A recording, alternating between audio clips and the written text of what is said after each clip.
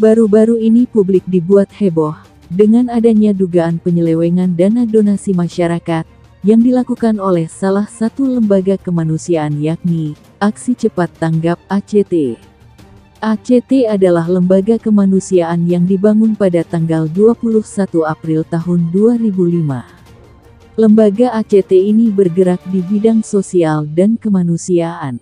Kegiatan yang dilakukan oleh ACT meliputi kegiatan tanggap darurat, kemudian mengembangkan kegiatannya ke program pemulihan pasca bencana, pemberdayaan dan pengembangan masyarakat, serta program berbasis spiritual seperti kurban, zakat dan wakaf.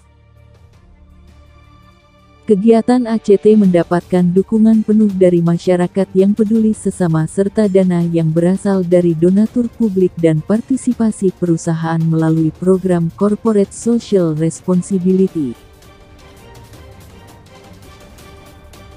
Selain itu, skala ACT juga sudah mencapai global di 22 negara di kawasan Asia Tenggara, Asia Selatan, Indochina, Timur Tengah, Afrika, Eropa Timur.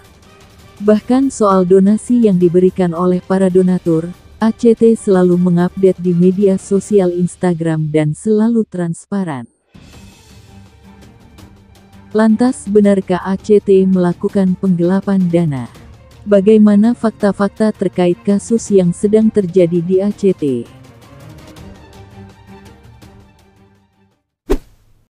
Diungkap pertama kali oleh majalah Tempo.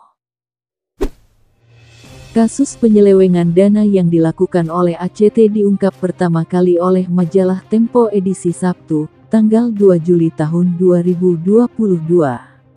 Dengan judul, Bocoran Kantong Dana Rakyat. Dalam hal ini majalah Tempo mengungkapkan dugaan penyelewengan dana tersebut. Menurut laporan berjudul, Aksi Cepat Tanggap Cuan, tersebut, Ahyudin sempat menggunakan dana sosial yang dikumpulkan lembaganya untuk kepentingan pribadi. Bukan hanya itu saja, dana sebesar 11 miliar pernah ditransfer ke rekening asik pribadi Ahyudin. Penyelewengan dana pun juga dilakukan untuk memfasilitasi kehidupan mewah petingginya.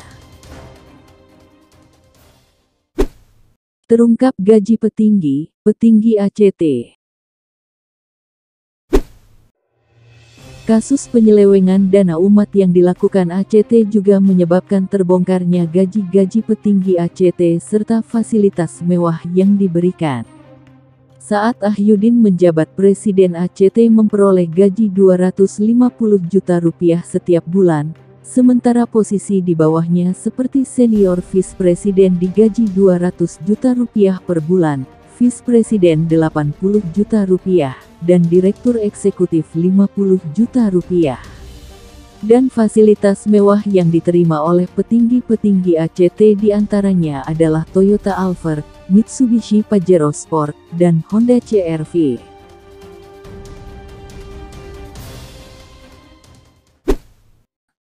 PPATK blokir 60 rekening milik ACT.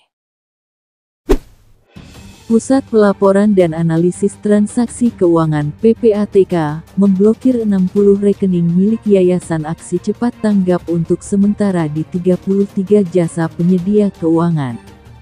Hal itu dilakukan menyusul dugaan penyalahgunaan dana donasi di lembaga ini. Kepala PPATK, Ivan Yustiavandana mengatakan pemblokiran dilakukan terhitung sejak hari ini, Rabu tanggal 6 Juli tahun 2022. Ivan mengatakan pihaknya telah melakukan pemantauan terkait transaksi ACT sejak 2018. Pemblokiran dilakukan sesuai dengan kewenangan PPATK dalam Undang-Undang Nomor 8 Tahun 2010 serta Perpres Nomor 50 Tahun 2011. ACT bukan bagian dari organisasi pengelola zakat. Forum Zakat selaku asosiasi yang menaungi 196 OPZ di Indonesia itu juga menyatakan bahwa konstruksi regulasi, mekanisme pengawasan, kode etik lembaga, serta standar kompetensi tersebut hanya berlaku bagi organisasi pengelola zakat di bawah payung hukum Undang-Undang Nomor 23 Tahun 2011 tentang pengelolaan zakat.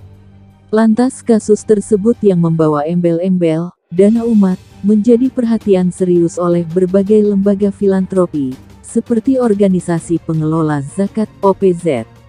Menanggapi masalah di atas, Forum Zakat dalam keterangan resmi yang diterima pada Selasa tanggal 5 Juli tahun 2022 menyatakan bahwa ACT bukan bagian dari organisasi pengelola zakat. Presiden ACT meminta maaf ke publik. Karena berita mengenai ACT sudah meluas ke masyarakat, maka Ibnu Hajar selaku Presiden ACT menggelar konferensi pers pada Senin, tanggal 4 Juli tahun 2022 di kantor ACT, Jakarta Selatan. Ibnu meminta maaf atas pemberitaan yang sudah menjadi viral di publik. Beliau juga mengaku pernah menerima gaji Rp250 juta dan telah terjadi pemotongan gaji karyawan, dikarenakan menurunnya pemasukan ACT dari donasi-donasi masyarakat. Izin PUB ACT dicabut Kemensos. Izin penyelenggaraan pengumpulan uang dan barang (PUB) yang diberikan untuk Yayasan Kemanusiaan Aksi Cepat Tanggap atau ACT tahun 2022 telah dicabut Kementerian Sosial. Keputusan ini diambil buntut dari kasus dugaan pelanggaran peraturan yang dilakukan oleh Yayasan Kemanusiaan itu.